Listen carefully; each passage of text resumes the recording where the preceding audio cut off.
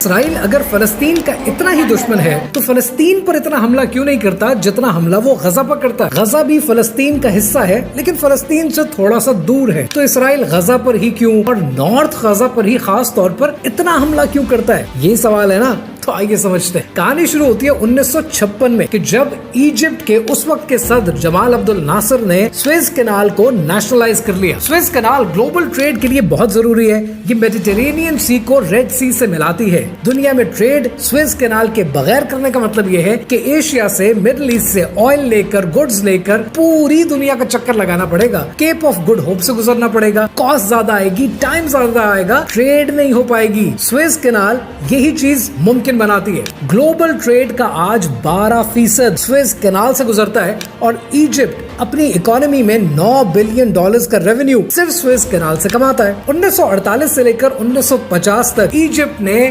اسرائیل کے ویسلز کو گزرنے نہیں دیا، اسرائیل کی ٹریڈ کو مشکل بنا دیا۔ سن 60 کی دہائی میں پھر 8 سال کے لیے سویز کینال کو بند کر دیا، پھر اسرائیل کے لیے مصیبت کھڑی کر دی۔ اگر سویز کینال سے اسرائیل کا راستہ روک دیں، اسرائیل کی ٹریڈ رک جاتی ہے، اسرائیل کی راتوں کی نیند حرام ہو جاتی ہے۔ سن 60 کی دہائی میں اسرائیل نے اپنی کینال بنانے کا خواب دیکھا، بین گورین کینال، اور یہ بین گورین کینال ایک کروڈ کینال میپ ہے۔ اس ڈیزائن پر یہ کینال بنے تو فلسطین کی آبادی کو متاثر کیے بغیر یہ کینال بنائی جا سکتی ہے۔ بلینز آف ڈالرز کی انویسٹمنٹ ہوگی، 300 کلومیٹر کی یہ کینال بنے گی۔ لیکن اسرائیل نے ایک نیا ڈیزائن بنایا اور وہ اپنی کاسٹ بچانے کے لیے، اپنا وقت بچانے کے لیے بنایا کہ اس کو سیدھا بناتے ہیں اور غزہ کی پٹی سے لے کر جاتے ہیں۔ لیکن اس کا مطلب تو یہ ہے کہ غزہ کے لوگوں کو ڈسپلیس کرنا پڑے گا، نارتھ غزہ میں بمباریاں کرنی پڑیں گی، جینوسائیڈ کرنا پڑے گا، معصوموں کا قتل کرنا پڑے گا، اور اسرائیل اسی پر تولا بیٹھا ہے۔ Those of you who do not know، اسی طرح کی ایک کینال اور ہے